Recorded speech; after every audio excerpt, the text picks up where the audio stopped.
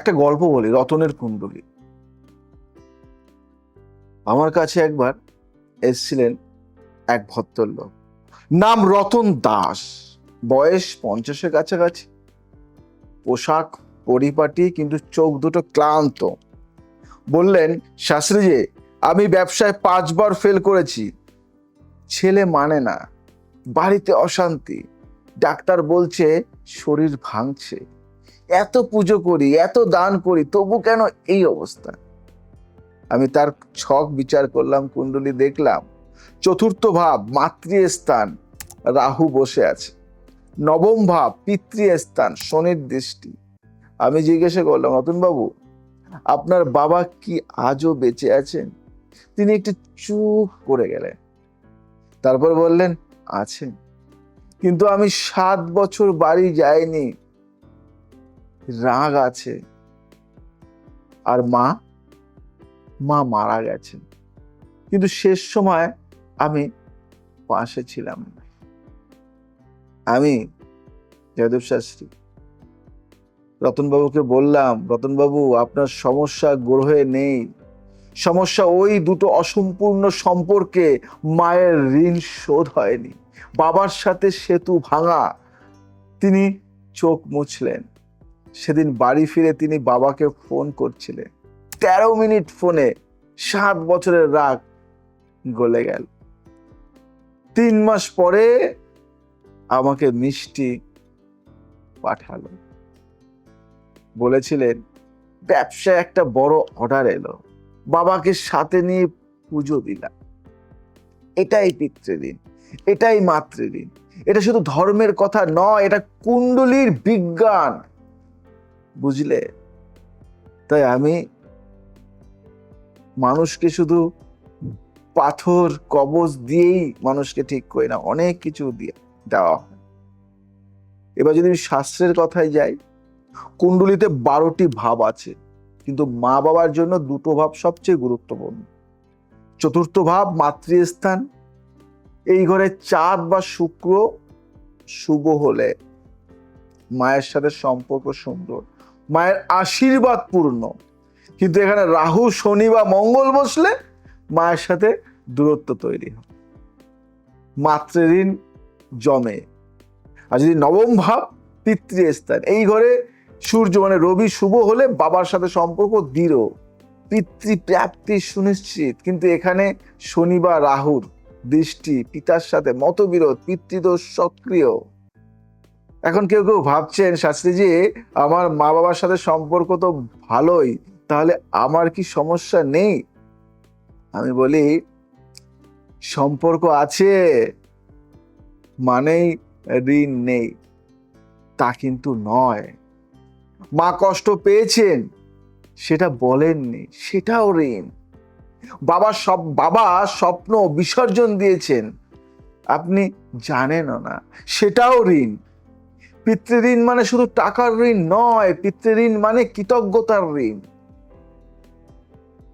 একটা মজার মুহূর্ত আছে, বলবো আপনাদের সাথে, শেয়ার করব? বলি তাহলে। একবার একজন ভদ্র মহিলা এলেন, বললেন, শাস্ত্রীজি, শাশুড়ি মা খুব কষ্ট দেন, কবে মুক্তি পাবো? আমি বললাম, দিদি, কুণ্ডলিতে শাশুড়ির জন্য আলাদা কোনো গ্রহ নেই। তিনি বললেন, তাহলে এত কষ্ট কেন দিচ্ছেন? আমি বললাম, আপনার শাশুড়ি তো কারো মা, তার পিতৃঋণ মাতৃঋণ যদি তার ছেলে ঠিকমতো পালন করতেন, তাহলে হয়তো সংসারে এই অশান্তি থাকতো না। তিনি একটু থমকে বললেন, তার মানে আমার স্বামী ঠিক করলে আমিও বাঁচি? আমি বললাম, একদম একদম ঠিক ধরেছেন। তো বুঝলেন তো, পরিবারের শান্তির চাবিকাঠি অনেক সময় এই একটা সূত্রেই লুকিয়ে থাকে, হৃদয়ের ভাষায়, ধীরে, অনুভবের সাথে। বুঝলেন? মায়ের চোখের জল যেদিন মাটিতে পড়ে, সেদিন শনিও নাকি মাথা নিচু করে। বাবার নীরব কষ্ট যে সন্তান বোঝে, গ্রহ তার পথ থেকে কাঁটা সরিয়ে দেয়। ঋণ তো জন্মেই ছিলাম নিয়ে, মায়ের রক্তে বাবার ঘামে সেই ঋণ শোধের নামই তো সন্তান হওয়া। বাকিটা সব শুধুই নামে। আপনাকে একটা কথা বলি, পিতৃ ঋণ ও মাতৃ ঋণ থেকে মুক্তির পথ এগুলি কোনো কঠিন তন্ত্র নয়, একদম সহজ কিন্তু শক্তিশালী কিছু উপায় আপনাদেরকে বলবো। প্রথমত, প্রতিদিন সকালে উঠে মা বাবার পায়ে হাত দিন। যদি তার কাছে না থাকেন, মনে মনে প্রণাম করুন। এই একটা কাজে রবি ও চাঁদ দুটো গ্রহই শান্ত হয়। দ্বিতীয়, মায়ের পছন্দের একটা কাজ প্রতি সপ্তাহে করুন। হয়তো তিনি চান আপনি একসাথে বসে খাবেন, হয়তো তিনি চান শুধু 10 মিনিট গল্প করুন। সেই ছোট কাজটাই মাতৃঋণের সবচেয়ে বড় শোধ। বাবা যদি বেঁচে না থাকেন, প্রতি অমাবস্যায় তার উদ্দেশ্যে জল দিন, তিলের প্রদীপ জ্বালান, পিতৃপক্ষে একদিন গরিবকে খাওয়ান। এটা পিতৃদোষ সমন। সূর্যকে জল দিন প্রতিদিন ভোরবেলা, মন্ত্র বলুন ওম ঘৃণী সূর্যায় নমঃ। এই মন্ত্র নবম ভাব শক্তিশালী করে, পিতৃকৃপা আনে। মায়ের জন্য একটা সাদা বস্ত্র দান করুন, যে কোনো মন্দিরে বা কোনো অসহায় মাকে। চাঁদ মানে চন্দ্র শুভ হয়, মাতৃস্থান শক্তি পায়। আপনাদের জন্য হৃদয় থেকে একটা কথা বলি, আমি আজ একটা কথা বলতে চাই আপনাদেরকে। জ্যোতিষশাস্ত্র অনেক কিছু বলতে পারে, গ্রহ বদলায়, দশা বদলায়, সময় বদলায়, কিন্তু একটা জিনিস কখনো বদলায় না। কি জানেন? মায়ের ভালোবাসা, মায়ের আশীর্বাদ, বাবার আশীর্বাদ। পৃথিবীর সেরা রত্ন পাথরও সেই শক্তি দিতে পারে না, যে একজন মায়ের একটা হাসি দিতে পারে। তাই আজকে